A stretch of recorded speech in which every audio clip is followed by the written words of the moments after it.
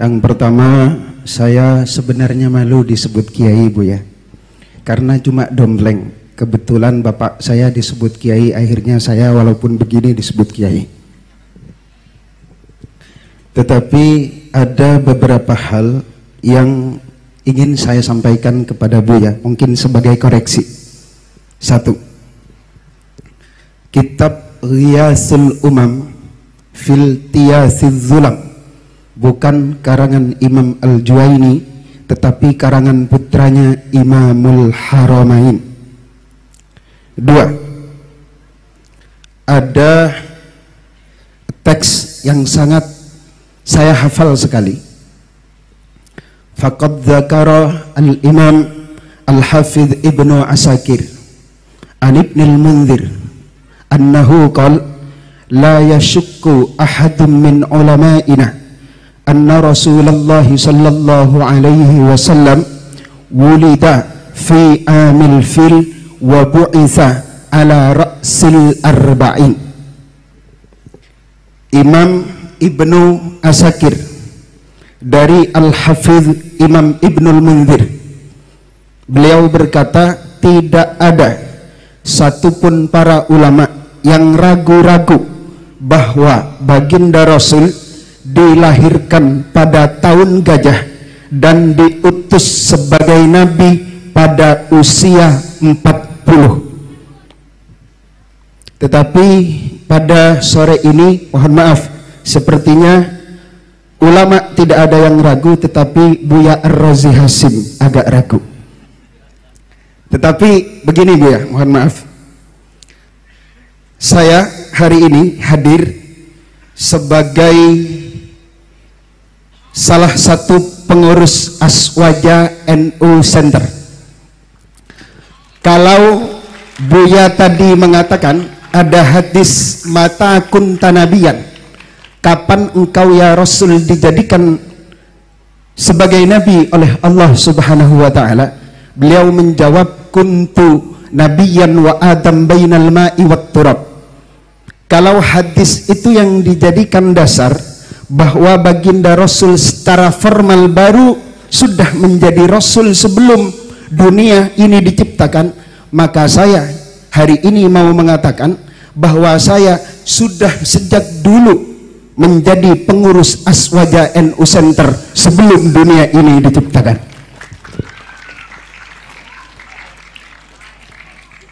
Kemudian yang keempat, mohon maaf, cukup. Kajian kita pada sore hari ini sepertinya bukan tentang urgensi kitab kuning dalam berbangsa dan bernegara, tetapi lebih ke pembahasan urgensi thariqah dalam berbangsa dan bernegara. Jadi kalau ada pertanyaan yang mengarah kepada hal-hal yang tentang bagaimana kiprah kalau kita memahami kitab kuning dalam berbangsa dan bernegara, tolong jawaban tentang hal itu lebih dijabarkan lebih luas lagi ya, oleh Buya Ar-Razi Hasim. Terima kasih. Baik. Nah, demikian Bu ya, langsung dijawab. Syukron atas tashihnya. Seharusnya antum salah satu pembicara pada sore ini ya. Syukron. Baik, mengenai yang pertama diriwayatkan oleh Imam Al-Hafiz Ibn Asakir, ana adri bihadhi riwayah, saya juga tahu riwayat ini ya. Beliau meriwayatkan dari Al-Hafiz Ibn Al-Munzir, tidak ada syak bahwa Nabi dilahirkan pada tahun fil, la syak. Wa bu'isa, la syak. Apa arti bu'isa? Ma makna bu'isa? Apa arti bu'isa? Apa artinya Kiai? Itu kalam antum atau teksnya? Terserah Buya Ar-Razi. Enggak, saya tanya karena antum mengungkapkan teks, saya tanya, ma makna bu'itsa? Hal fi farq baina bu'itsa bi'tsah dengan nubuwah, bi'tsatur risalah dengan nubuwah? Fi farq. Enggak usah pakai kalam itu dulu, pakai kalam Imam Darimi aja. Ada di Sunan Darimi. Abu Darda bertanya, wahai Rasulullah, Kapan engkau sadar? Mata tadri. Kapan engkau sadar engkau seorang nabi? Gak usah pakai kitab Ibnul Munzir, kejauhan itu mutaakhirin. Ini levelnya dia satu tobakot dengan Imam Ahmad bin Hanbal. Wafatnya 255 Hijriah. Tetapi Imam Bukhari juga beberapa saat sama-sama berguru dengan beliau. Tapi umurnya lebih tua karena lahirnya 181 Hijriah. Ya, saya tahu antum ketua apa? NU apa tadi? Aswaja Center. Ya, alhamdulillah, syukran, jazakallah khair ya. Ini hadis diriwayatkan oleh Imam Darimi, lahirnya tahun 181 Hijriah. Ketika Ibnu Barak wafat. Maka dia umurnya dekat dengan Ahmad bin Hanbal, pendiri Hanbali. Di situ ada riwayat. Kapan engkau sadar wahai Rasulullah, engkau seorang nabi? Jawaban Nabi SAW apa? Ketika aku bermain dengan anaknya Halimah, tiba-tiba dadaku dibedah, diambil oleh dua sosok terbang dari atas. Itu beliau sadar beliau seorang nabi. Antum umur segitu sudah sadar belum jadi ketua NU Center? Aneh tanya serius, udah sadar belum? Syai'ani mukhtalifani, dua hal yang berbeda. Antum menyadari sebagai ketua NU Center beda dengan Nabi SAW. Dua hal yang berbeda.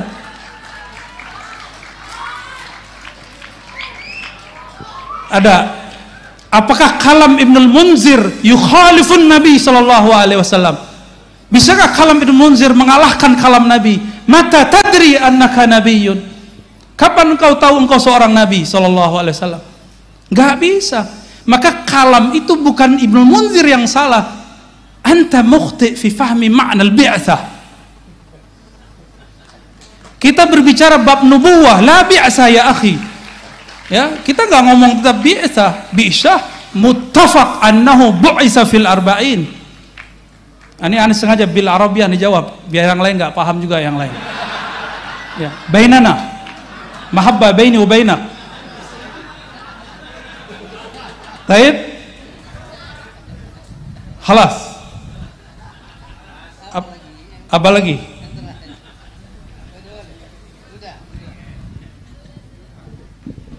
Baik, semakin sore kayaknya semakin seru ini. Apalagi nanti kalau Ibu Nyai sempat juga menyampaikan pemikiran-pemikirannya tentang tema kita pada sore hari ini. Oh, yang terakhir soal thariqah. Ya, halas. Adakah thariqah tidak pakai kitab?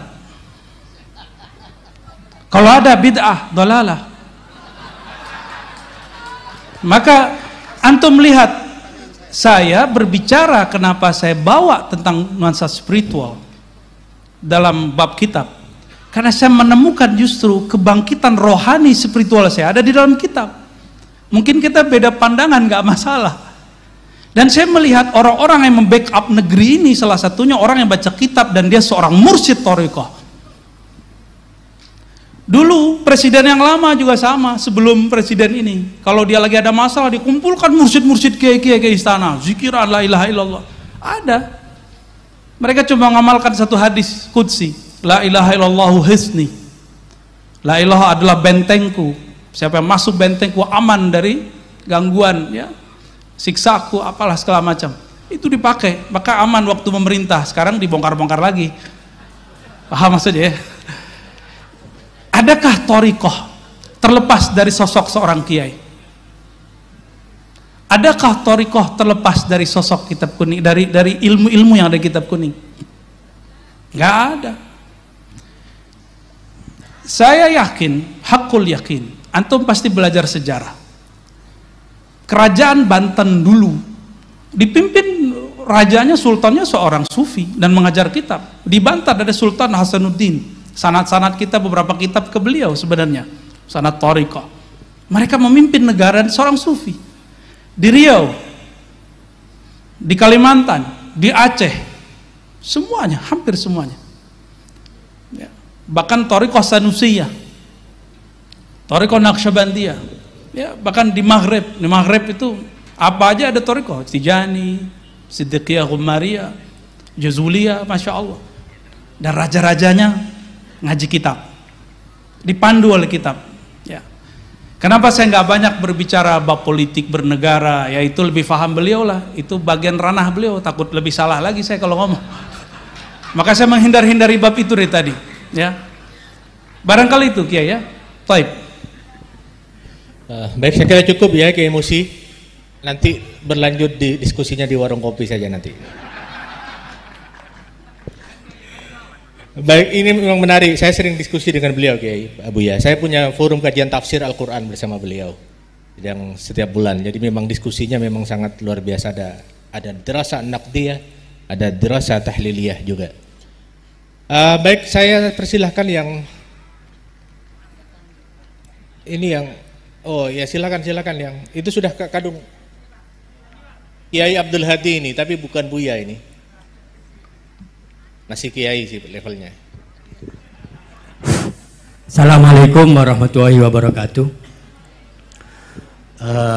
Kalau yang tadi itu Kiai beneran, kalau ini santrinya, Kiai. Santrinya Buya. Saya mengikuti channelnya Buya Rosi lebih 2 tahun. Alhamdulillah sejak corona jadi aktif mengikuti dengan nuansa kontroversinya.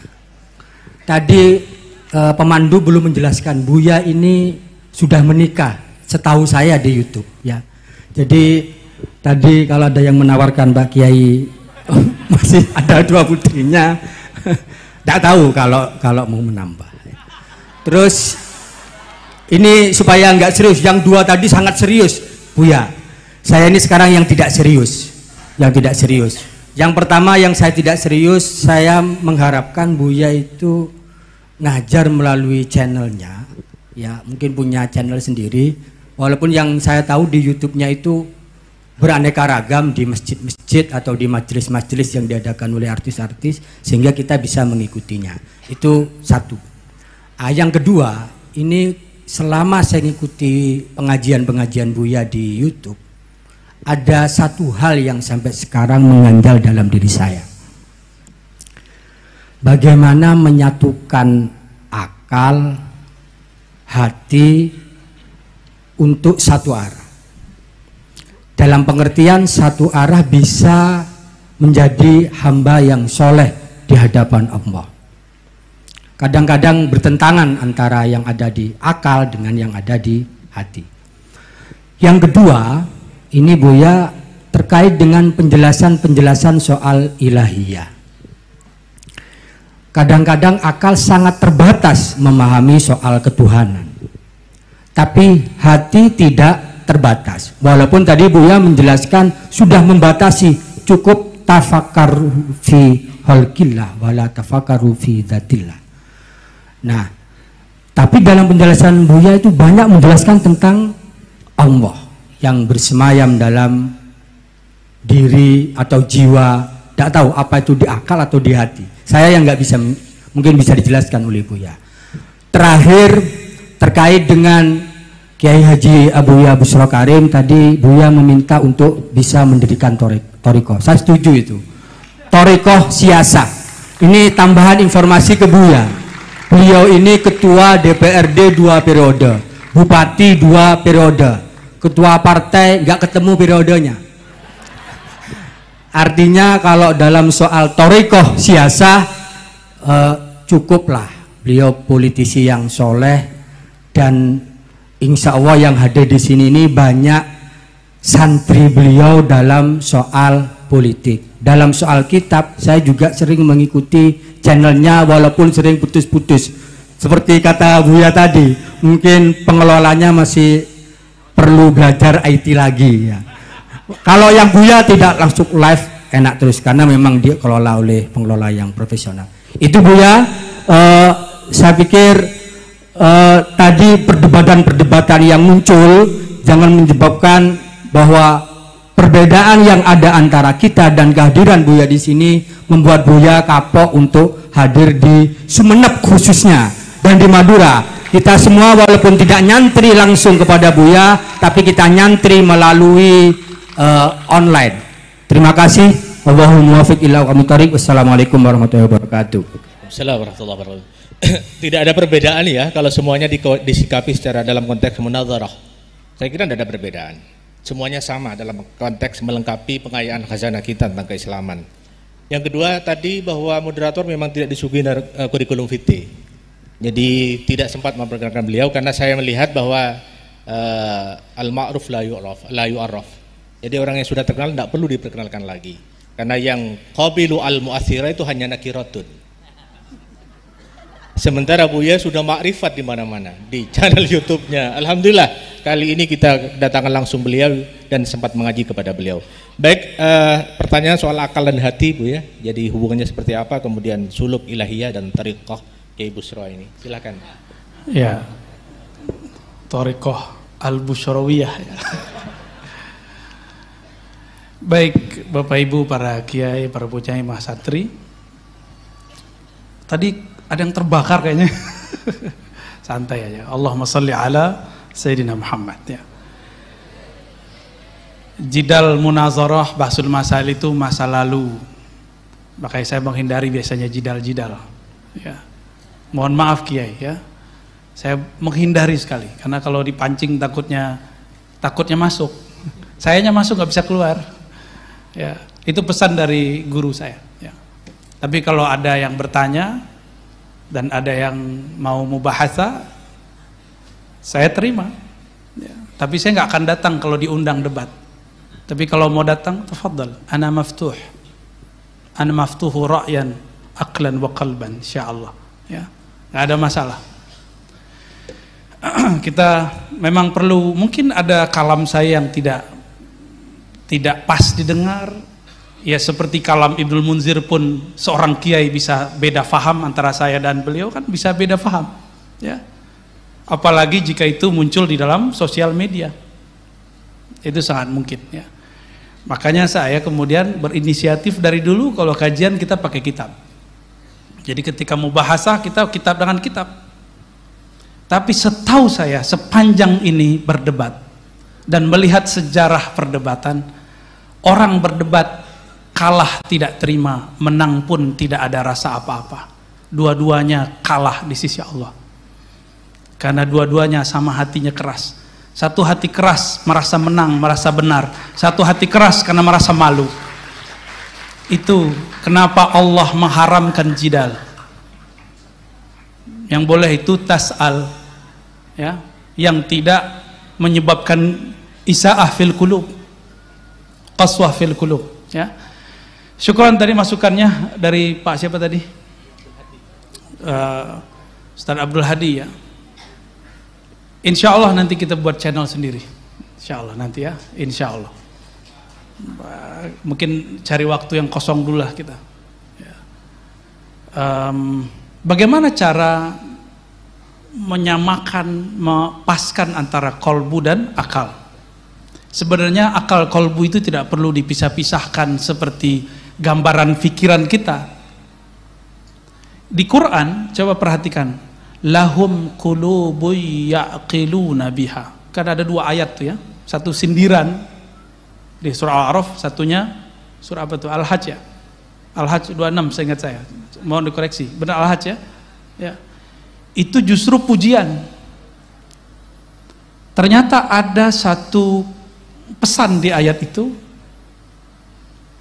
Jadikan kolbu sebagai server, sebagai khazanah, sumber berta'akul, berfikir. Selama ini kita berfikir itu sumbernya hissi, hawas, apa yang terbaca, apa yang terlihat. Tapi kalau orang berfikir sumbernya lahum qulubu ya'qiluna biha, mereka jadikan kolbu sebagai dasar asas marja untuk berta'akul, bertafakur, maka akan indah perdebatannya, akan indah diskusinya. Karena kolbu itu adalah baitul adab. Kolbu itu tempat adab, karena Allah selalu menatapnya. Ketika seseorang tidak dengan kolbu, la adabalah, hilang adabnya. Ya. Nah, adab kalau ngaji, masih ingat kita kalau ngaji kirim Fatihah kepada musonif, benar gak? Itu supaya dari akal kita kembali yang liar ini dikembalikan ke rumahnya. Itulah rahasia baca Fatihah sebelum ngaji. Ya. Tadi mungkin kita belum baca Fatihah sebelum ngaji, tapi kan tadi sudah dimulai doa, ya enggak? Ya. Mungkin kita berdoa belum pakai kolbu, barangkali. Nah, itu yang membuat kita ketika ngaji, gurunya siapa aja, itu nggak akan bisa memilah nanti. Ya, barangkali itu. Maka mulailah, masuklah pintu dari tangganya, masuklah rumah lewat pintunya. Masuk pintu pun ada assalamualaikumnya. Nah, untuk membuka kalbu, maharnya adalah Al-Fatihah. Insya Allah. Silakan diamalkan itu. Ya, saya kalau baca kitab biasanya baca Fatihah dulu. Mau ngaji di syekh mana di YouTube, biasanya di awal atau di akhir saya baca Al-Fatihah. Biasanya begitu. Ya. Sehingga kita tidak menangkapnya dengan akal. Akal ini di sini mohon maaf, yang belajar ilmu neurologi di bagian depan kita ada namanya otak. Kortek apa istilahnya, ya, dia cuma 10% dari otak ini, cuma 10%. Dia seperti reptil. Kalau lihat orang baru dia pengen ngelawan, pengen begini, itu reptil. Makanya jika kita lahum qulubu yaqiluna biha, itu dengan mahabbah, dengan ukhuwah, dengan husnuzzan, itu kalau lahum qulubu yaqiluna biha. Lain dengan mereka yang disebutkan dalam surah Al-A'raf, ya. Mereka punya kolbu la yaqiluna biha, tapi kolbunya dibiarkan tidur, nggak digunakan, ya. Wallahu a'lam bishawab. Baik, silakan kasih aplaus untuk Buya Rosi. Tinggal satu ya, saya buka satu orang saja. Oh, dari perempuan jadi dua orang. Satu orang kemudian dari perempuan. Soal Thariqah Busrawiyah tadi, silakan ikuti pengajian hikam tiap bulan. Beliau yang ngasuh dan beliau menyajikan hikam dari sisi siasah, dari sisi budaya dan secara lengkap. Jadi saya kira nanti akan itu menjadi cikal benih cikal bakal lahirnya Thariqah Busrawiyah dari Syadiliyah. Baik, saya persilakan Habib. Kemudian Afwan Habib la a'rif ismakum. Nyizen Nafayat. Bismillahirrahmanirrahim. Buya Rozi, teringat ada hadits qudsi Allah Subhanahu wa taala berfirman kepada Nabi Allah Musa, "Idza ra'aita abdi yukthiru dzikri fa ana adzintu lahu fi dzalik wa ana uhibbu." Kira-kira Buya, bagaimana caranya supaya Allah Subhanahu wa taala selalu mengizinkan kita untuk mendekatkan diri kepadanya sehingga kita bisa dicintai olehnya. Sedangkan untuk bangun malam kadang susah. Itu Buya. Yang kedua, saya yakin orang-orang seperti Buya ini termasuk orang yang diizinkan oleh Allah untuk memberikan tausiah, untuk ingat kepada Allah. Berarti Buya termasuk adzintu lahu. Dan saya berharap berdirinya saya di tempat ini, karena ini saya selalu diingat dengan Buya. Ada seorang Habib yang bertanya di Sumeneb kepada Buya, karena saya yakin pandangan Allah saat ini tertuju kepada Buya, sehingga di saat Allah Ta'ala memandang hati Buya, ada nama saya di hati Buya, sehingga saya juga dipandang oleh Allah Subhanahu wa Ta'ala. Terima kasih. Assalamualaikum. Langsung apa? Ya, silakan Yezen yang terakhir.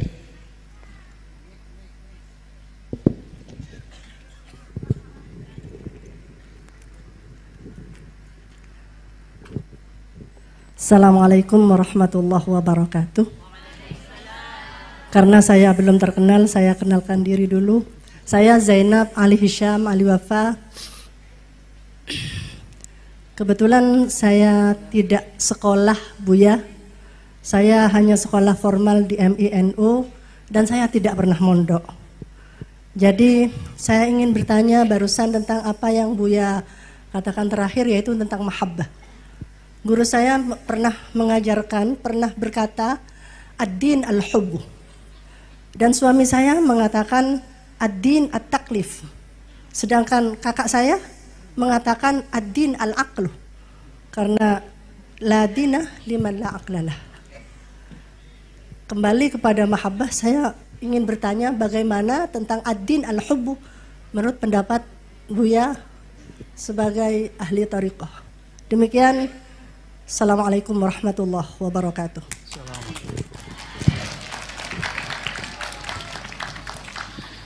Syukran Habib husnuzannya, tapi saya tidak sebaik yang antum pikirkan, bayangkan.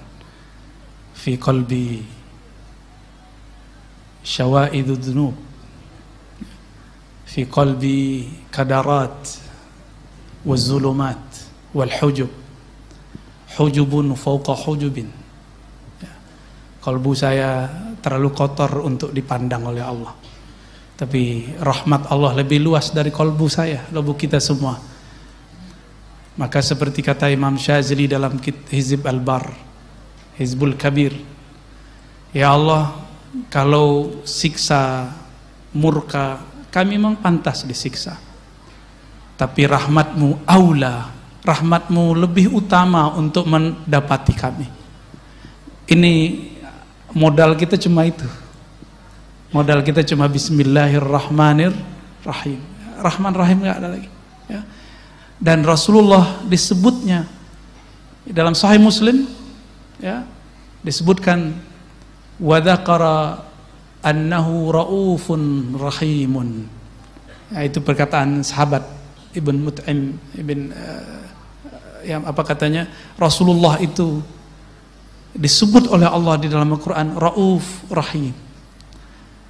Dan kita sudah dengar sering setiap kali maulid, wa ma arsalnaka illa rahmatan lil alamin. Maka yang kita lakukan, yang saya lakukan setiap hari hanyalah bersolawat. Solawat, solawat, solawat, solawat. Karena solawat itu semoga dengan solawat ini Allah mengizinkan nama kita ada dalam daftar syafaat Rasulullah sallallahu alaihi wasallam. Yang dipandang Allah kan cuma kolbu Rasul. Jika di dalam kolbunya ada nama kita yang bersalawat, kita nastahiqu bi syafaatihi insyaallah. Ya. Tentu orang-orang yang tidak mau sholawat bukan berarti dia nggak mau sholawat, dia mungkin belum ada waktu aja. Ya. Husnuzon juga kita mau orang. Taib. Insya Allah saya husnuzon kepada siapapun yang hadir bahwa ini adalah hamba-hamba Allah yang saleh, yang di kolbunya ada tasdik, dan semoga kita termasuk yang disebut ikhwan, yang disebut karena hadis Imam Nasai, ikhwani, ya, ada di kitab juga ya, semuanya ada di kitab. Taib, Bu Nyai siapa tadi? Zainab. Saya juga tidak pernah nyantri sebelum kuliah, tapi dulu waktu masih MTSN dan MAN, saya nyantri kalong. Pulang jam 2 itu udah biasa. Nyantri kalong ke mana-mana karena ada kemunduran pesantren di kampung kami di zaman saya masih muda remaja. Sekarang masih muda juga sih. Dulu ada ratusan ma'had di tempat kami mati suri. Maka saya iri dengan orang-orang Madura. Setiap pojok, setiap gang ada pesantren. Ya, bahkan dalam satu gang ada lebih dari satu pesantren. Kok bisa ya? Pulaunya nggak sebesar Sumatera, tapi pesantrennya sangat ramai luar biasa. Barakallahu fikum. Ya. Itu sebabnya ketika Allah izinkan saya membaca kitab-kitab kuning, kitab-kitab tidak berharokat, saya nggak mau lepasin waktu kuliah. Itu alasannya. Jadi saya baru mampu baca kitab itu kelas 1 MAN. Baru mampu baca kitab. Didoakan seorang mursyid namanya Syekh Hasan Basri, yang saya dulu ngaji kitab hikam dengan beliau. Tapi waktu beliau ngajar kitab, saya belum bisa baca. Cuma tahu halamannya. Kalau halaman kan kita juga tahu kan, ya, angka-angka. Didoakan beliau meninggal. Gak lama setelah itu, saya kayak mengerti aja baca kitab, heran juga. Dalam waktu cuma pendek 3 bulan, ya. Barakah al-madad minas sadah, ya. Jadi nggak bisa Ustaz thariqah laduni pisah dari kitab, nggak bisa. Semuanya dari kitab, ya. Kita berbicara dengan apa yang kita rasakan. Ini yang saya rasakan, ya. Dalam saya, kenapa kemudian muncul nasionalisme dalam diri saya, muncul hubbul watan dalam kalbu saya, itu karena hasil baca kitab, ya. Lalu apalagi tadi pertanyaannya? Ya, ada ungkapan, ini ingat, ini bukan hadis.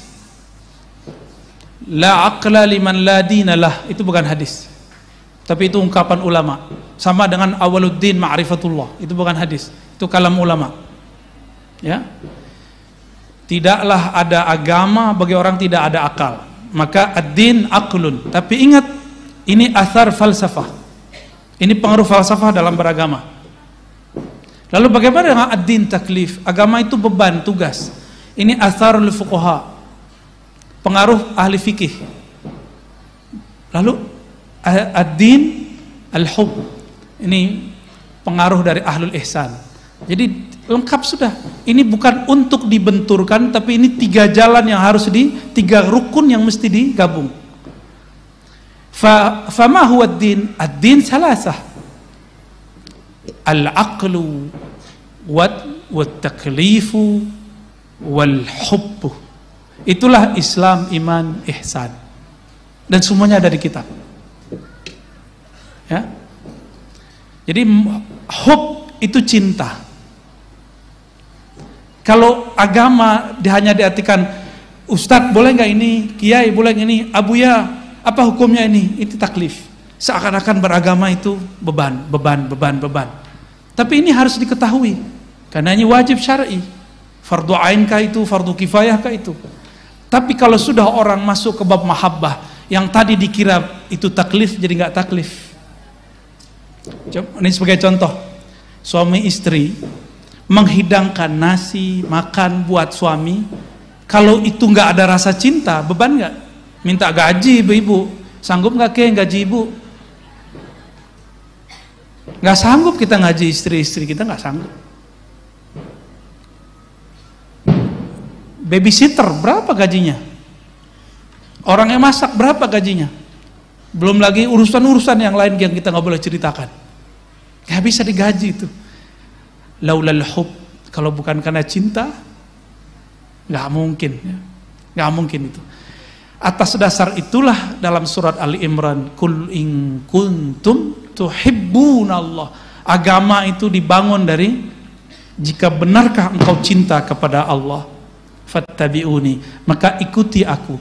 Jika kepada Allah cinta, maka ikut Nabi mesti cinta. Ini yang dibahas oleh ayah dari guru saya, Syekh Taufik Al-Buti, menulis kitab, ayahnya Muhammad Sa'ir Ramadan Al-Buti, Fiqhus Sirah. Di bagian pembahasan tertentu beliau mengkritisi Syekh Albani. Syekh Albani ini mengatakan ittiba' Nabi cukup zahirnya, ittiba'nya ittiba' terhadap amaliyahnya, bukan ittiba' hub, bukan ittiba' tabi'i. Itulah sebabnya Albani mengharamkan, menganggap syirik tabarruk. Tabarruk, tahu tabarruk ya? Ada asar Nabi peninggalan Rasulullah lalu kita kita bekas kiai apa kita ambil. Itu bagi Albani itu bid'ah. Ya. Kita setiap kali mahal qiyam kita berdiri, benar nggak? Itu kan tafaulan dengan hadirnya Nabi di kota Madinah. Meskipun negeri kita ini nggak sama dengan Madinah, semoga Allah madinahkan negeri kita, gitu maksudnya. Bagi dia itu syirik atau minimal bid'ah. Syekh Saleh Fauzan yang kitabnya sekarang dipakai di beberapa kitab pesantren-pesantren modern mengatakan bahwa maulid Nabi itu bid'ah. Gawat gitu. Sekarang dipakai di pesantren. Semoga pesantren ini terjaga dari kitab-kitab tersebut. Masih ada NU Center ya. NU Center yang jaga ya. Jangan sampai ini kitab-kitab takfiri, tabdi'i ini berkembang di pesantren kita Ahlus Sunnah wal Jamaah. Monggo kiai menjadi panglimanya di situ, ya. Cukup ya. Jadi ad-din salasah, al-aqlu wal amalu taklif, dan ketiga ini puncaknya al-hubbu. Itulah al-mar'u ma'aman ahabba, seseorang akan wusul bersama dengan yang dia cintai. Semoga Allah berikan kita cinta itu, amin ya rabbal alamin. Baik, terima kasih Buya